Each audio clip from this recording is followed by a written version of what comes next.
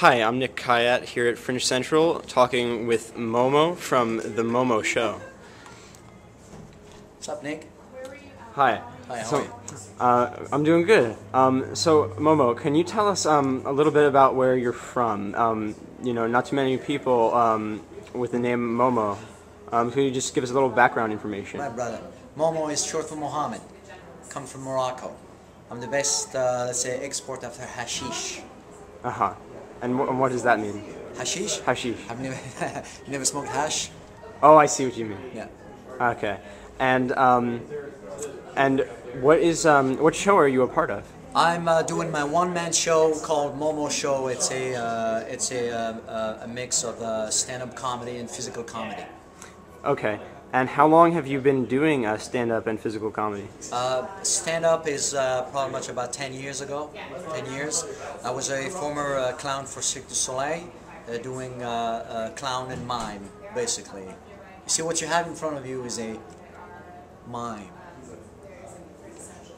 Okay, and then what made you, is this sort of different than that, or is it miming, or is it a little bit different? Yeah, it's a very good question. You know, I felt very much trapped when I was, let's say, inside the box, inside the exclusively mime, no talking. It's very physical. But I felt like the whole purpose of this show, this one-man show, is to say, people, I'm a mime, but I can speak. I can talk. I can say something, you know. I can use my voice. Right. So yeah, it's pretty much based around that. That's great. So you're just strengthening the communication. Right. Right. And your show is a one-man show? My show is a one-man show. It's coming. The last one is this Wednesday at 7:15 at the Complex Theater. And let's say, if I have to say, my favorite comedian of all time is Billy Crystal. When Billy Crystal, when he does on stage, he can talk. He can talk about his family, his upbringings. It's pretty much what I do. I talk about my grandfather, and before that, Adam and Eve, and the fact that he was Jewish and he converted to Islam in order to marry my grandmother. So basically, what that makes him half Jewish, half Muslim. Imagine how many enemies he had then. Yeah. Right? And then I go into a pantomime style to go like in the past and be in character. Okay, so is it sort of tied into your actual personal life, Correct. Your real life? Correct. Wow. Okay, cool. So it's comedic, but you're sharing some very personal things with the audience in the show. Wow. Definitely. Wow, that's very interesting. Is there anything else you would like to just mention briefly for people? Who would you recommend this show to? Who would you say would really get a lot out of the show? My shtick, it's a shtick. It's in the old shtick in the way the old days, vaudeville. You know what I'm saying? Oh yeah, vaudeville. It's exactly that. It's very family friendly. That's really great. There's no cursing, no jokes. It's very family friendly. Okay, great. Anybody could come and watch the show. Great. Okay. Oh, can I add something else? Oh yeah. It's directed, mise en scène, choreographed by Sebastian Stella. Sebastian Stella just choreographed Witherspoon in Water of Elephant. Okay. Water for Elephant. Okay. Water for Elephant. Check it out. Google it. Very good. He was also a former Cirque du Soleil trapeze and clown and. And how long did you say you were in Cirque du Soleil? For about we're on it. We never leave Cirque du Soleil. Uh-huh. Once you're in the file. It's like the FBI. When they need you, your type, they call you in. When they don't, you don't hear from them. And do you think is there anywhere you'll be performing your show that you're performing here at the Fringe, anywhere else after Fringe? I am actually next one. We're doing Café Bastille, French Revolution. We're doing the Café Bastille on the 17th of July. And of course, you know what, Nick? Truth is, I would like to take it on the road. Not only through America, right?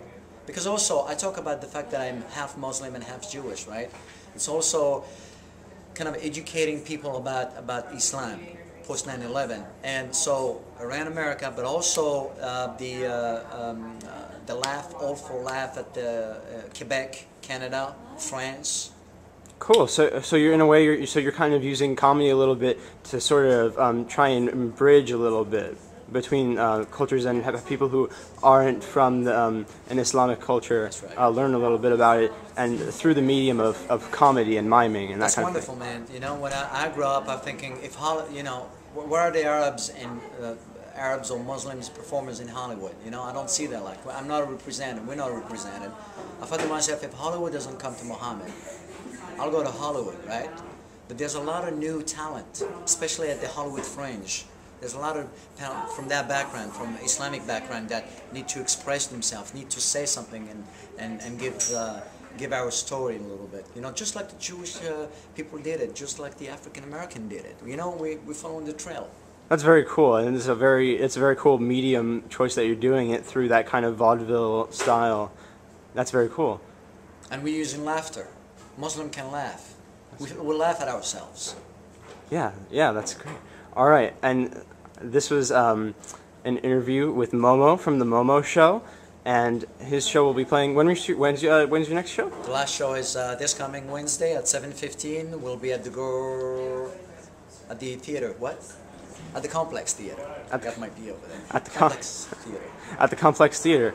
All right, great. It was nice talking to you, Momo. Man, that was wonderful. Thanks a lot, and see you later. Okay? All right. All right. Thanks, Nick. Yeah, it was nice talking to you. Nice talking to you. Yep, and maybe I'll try and catch your show. That'll be great. I'll catch your stand-up comedy tonight. Yeah, definitely. All right. Catch you later, Hollywood Fringe. Hi, I'm Stacey Jones. I'm here at the Open Fist where The Many Women of Troy was just put up, and I'm here with the writer and director Michael Boynton and Tracy Chessum. So how was it tonight? We had a fantastic show this evening, a very supportive audience. They were into it. They were laughing at the right places, crying at the right places, applauding at the right places. Good stuff, good times. Which is nice, and our actresses just get better and better with every performance, and I'm just so pleased with them. So That's a great show. It's a good show. So tell me a little bit about what The Many Women of Troy is all about. It's a musical. Yes. I'm gonna let you do that. Oh my gosh. Well, Mike actually wrote the musical with his friend Brian Allen Hobbs when they were at NYU together at the Graduate Musical Theater Writing Program, so they kind of know what they were doing. Bill It's a lot of work, regardless, though. Very much so. But, you know, Bill Finn and Michael John all worked on it, and they all. So, but yeah, no. So we started as a thesis project at NYU Tisch for our masters, and we've been tinkering with it for many years. And it was actually inspired by September 11th, where both of us were just moved to New York City, downtown Manhattan, and we're there. Oh wow! So that kind of inspired the piece, and at the same time, I was reading all these Greek tragedies, and I stumbled on this piece. One of my favorite pieces, and it just kind of blossomed from there. And every time we would do something new and interesting and quirky with it, people just read it or saw it or listened to it, and they were just like, keep going, this is amazing stuff. And so it's been a long process, but it's been so rewarding, and everyone who's been like a part of it, which is wonderful that the community keeps growing and growing. But it's a challenging piece. It's an avant-garde musical tragedy, which kind of throws some people for a loop. Nobody falls in love. It's kind of a it's no love story. No love story. No wacky shtick. But basically, we follow the seer Cassandra throughout time and throughout history, and we just kind of watch everything become so cyclical. And it just, you know, we see women make the same mistakes over and over and over again until Cassandra really helps them try to find their way. And I think that's a really great thing because he says it's inspired by September 11th. That's the very first moment of our show. You can hear the planes go into the Twin Towers, and then it just kind of goes silent, and the women sing about how last night I had a father, I had a son, I had a brother, and so I mean it's just been.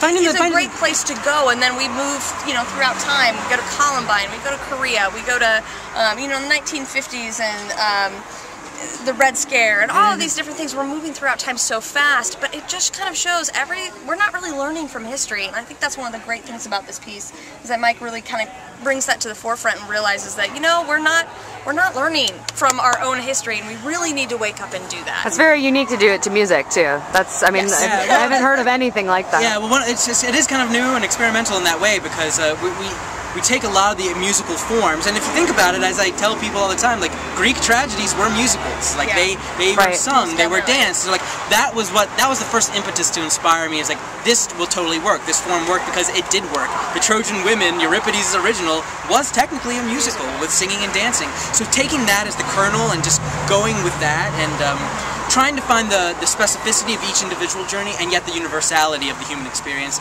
That's been the fun challenge for all of us, including the actresses who are wonderful troopers. Amazing, amazing. That's great. So when else can people come to see your show? Oh my gosh. You can come on Wednesday the 22nd at 10:30 p.m. Yes. And then Saturday the 25th at 10:30 p.m. So we're kind of a late show, which is good. Come after you know, go to Fringe Central, have a beer, have a good time, see a show, come back to Fringe Central, have another beer, and then come see our show at 10:30. Not too many beers though. Well, no, but have a good time. Go to Fringe Central. Just be warned, it's very depressing, but it'll change your life for the best, I hope. That's great. That's great. Well, you guys are great. I really hope you get some good houses for your last 2 shows, and I hope I get a chance to see it as well. Awesome. And good luck to you guys. Thanks so much for being part of the Hollywood Fringe. Awesome. Thank you so much. I'm Stacy Jones. I'm here in the beer tent, and I'm here with Jeremy Aluma, the writer and director of 4 Clowns. That's true. Romeo and Juliet. Yes. Well, actually, William Shakespeare technically wrote Romeo and Juliet. Well, actually, it was based off of a adaptation. poem. Yeah. Well, with the clowns. Right. So tell me a little bit about what your show's about. Well, we basically took the style of our last year's show, 4 Clowns, which is a crass, bawdy, ribald, anything goes clown show, and we put it on Romeo and Juliet. So, you know, it's an adaptation with that style, with the clowns of last year's style. So what was your show last year? Last year we did 4 Clowns, and actually the show turned into a troupe because of the Hollywood Fringe Festival. So we did 4 Clowns, we won the 2010 Best in Physical Theater and Dance Award, nominated for 2 others. Since then we've done 2 other runs, and we're going on a national tour with it this summer, to the San Francisco Fringe, the Minnesota Fringe, and a few other stops along the way. And that show, the energy from that show forced us to become a troupe. We were compelled, and so when this year's Fringe rolled around and we started getting emails about it, it was just a natural conclusion to do a new show. And Romeo and Juliet has always been a favorite of mine. When I read it in 6th grade out loud in class, it was like the first thing that I enjoyed in school, and I didn't tap into the theater for a few years after that, but I love the play, and it's great material for us because there's love, which can turn into lust, and there's violence, and there's murder, and there's suicide, all excellent probing situations for clowns. That's funny. Can you tell us a little bit more about what you can expect from this? Yes. It's not tragedy by any sense, right? No, it's not a tragedy. It's a comedy. It's the 2 most important things that I believe for our clown troupe are to make our audience laugh and to engage them. And I don't just mean like engage them viscerally, I mean literally engage them so that there's interaction, and that, I mean, there's no such, the 4th wall, it's the 4 walls of the building is our 4 walls. And so we try to make the audience really be a part of the show, and there's numerous conventions and tools of how we do that. But those 2 things I think are the most important things to our style of clowning. You know, we dissected the text, and so, you know, a lot of it might feel random, but a lot of it is really based off of the text, the puns and the metaphors and the allegories and all those things we really tried to put in the show. And, you know, we were constantly reading the play, reading a scene and then trying it out twice, reading a scene and then trying it out twice, and then going back to the beginning and doing that again, and then going back to Act 1 and Act 2. And so, yeah, we really tried to stay as much true, given our context, to the story we could. But, you know, it's not for children. It's been said frequently about our show. It's definitely adult content, mature content. There is sexual situations, violence. Yeah. Great. So when can people see your show if they haven't seen it already? Yes, we have 2 shows left of this run. We'll definitely do the show again. We don't know where and when yet, but www.4clowns.org will tell you when in the future. Our final 2 performances are this Friday, June 24th at 10:30, and this Saturday, June 25th at 7:30, both at Fringe Central. I'm pointing as if you're in the tent with us, but you're not. Yeah, Fringe Central main stage. That sounds great. So come and see Jeremy Aluma's 4 Clowns. See if he can win the 2nd Dance and Physical Theater Award for 2011. And Fringe on, man. Yeah, I agree. would like to mention, since yesterday was Father's Day, that my dad really, he tried to do his best to raise me. There just wasn't that good though, because he was half man, half crow, 2 feet 3 inches tall, and made of acorns.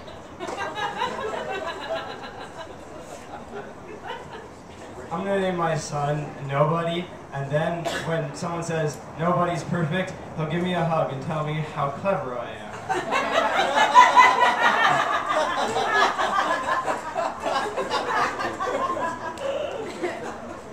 They're called pronouns because they're really good at being nouns. They're professionals.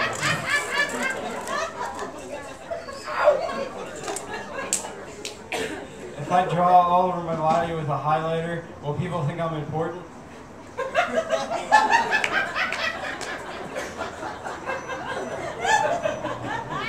Why are acronyms always yelling at me?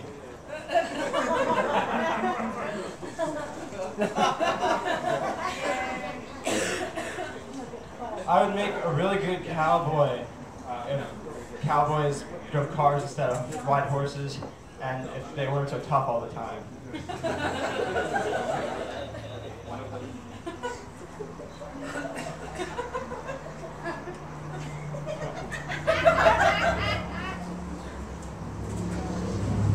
I don't want to learn karate. I just need a new belt.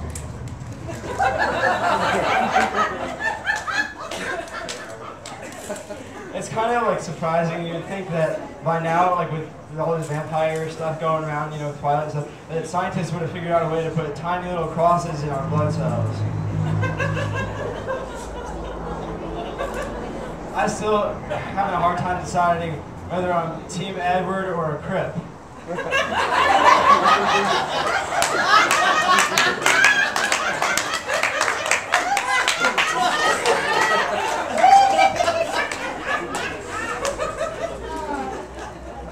If pizza's are round, then why are the boxes square? I'm gonna grow a handlebar mustache and draw numbers around my face in a circular formation so that people walking by can use my face as a clock.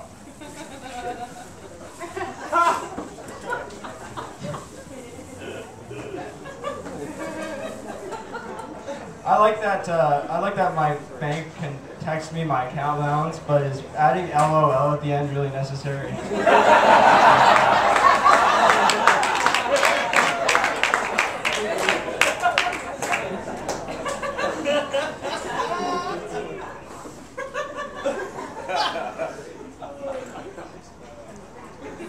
I really appreciate you guys.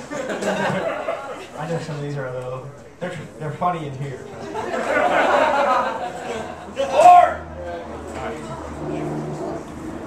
The next time I try to spy on someone from behind a painting on the wall, I'm going to use a portrait instead of a landscape.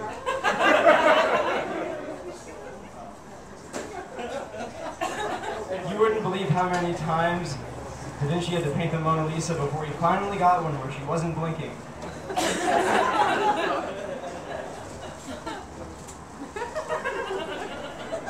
I just realized the other day that books are just different combinations of the same 26 letters over and over again. It's outrageous! I learned everything I know about camping from fairy tales. You only have to worry about the animals that can talk.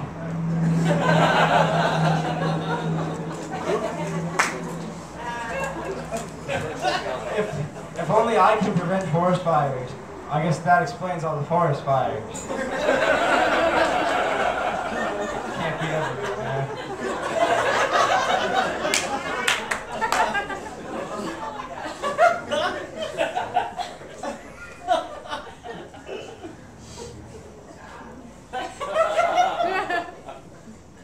There's nothing that says home cooked like a house covered in flames.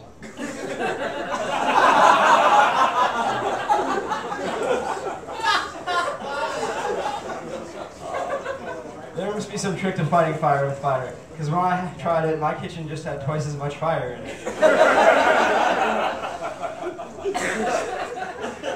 Driving is a very spiritual experience for me sometimes. Sometimes I'll pretend that as I'm driving, the snugness of the seatbelt across my chest is Princess Di hugging me from heaven.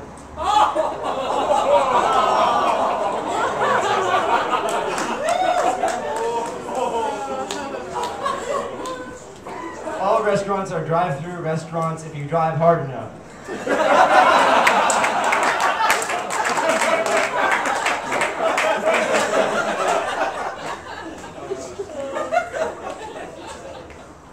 Sometimes I like to sit in my car for a few minutes after I take the key out, just to see what it does when it thinks I'm not there. There are these, I don't know if you know this, there are these little horses that they breed to be small, they're called miniature horses. If we call miniature horses horses, and we could call horses mega horses, that'd be fucking awesome. We should do it.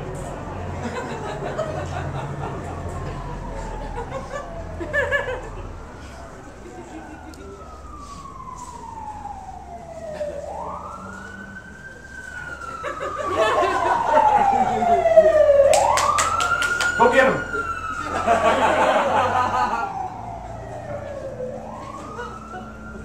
I think the reason there's so much prison overcrowding is because most of the prisoners are giraffes and zebras, and I just think that's wrong. Like I said, man, funny in here. I'm gonna cheat a little bit. Look at the list. Hey, it's a free show. You get what you pay for it from Mike. Oh, yeah. All pants are sweatpants when you're nervous.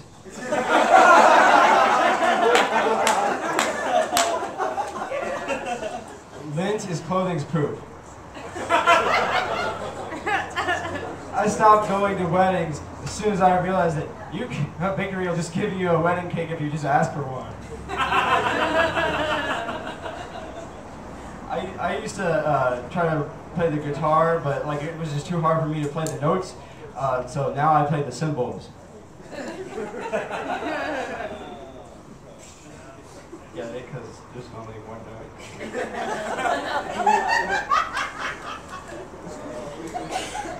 I was ordering DVDs off Netflix's website the other day, and it just made me realize for a second how convenient the internet has made so many things. Like, if you wanted to order a DVD online before the internet was invented, you had to invent the internet.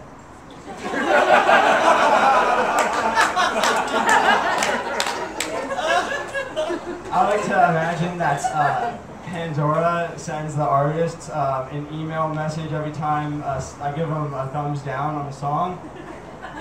Take that, Mozart.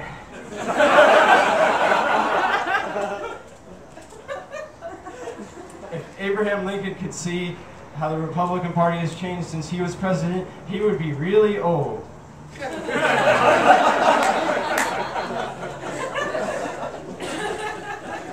I thought about ordering food earlier, but I didn't because I didn't think it would listen to me.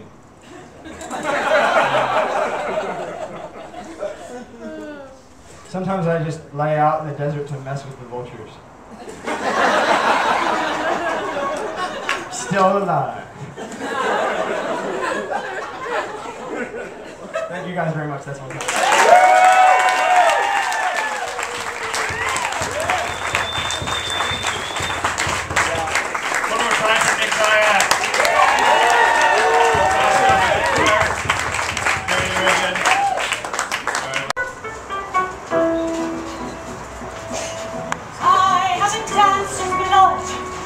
That rules me like a throbbing flood. When I know was the dancing star, the note to ride, let go.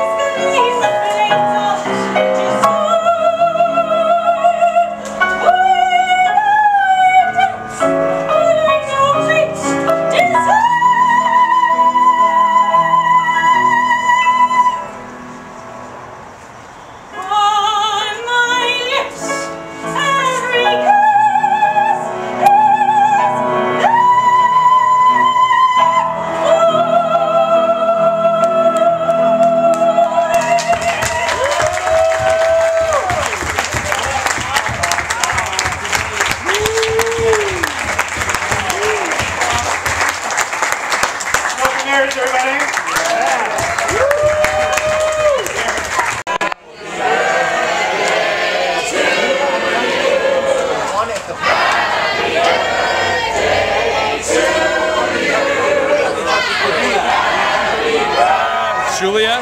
Merriment in the tent with Ashley. John.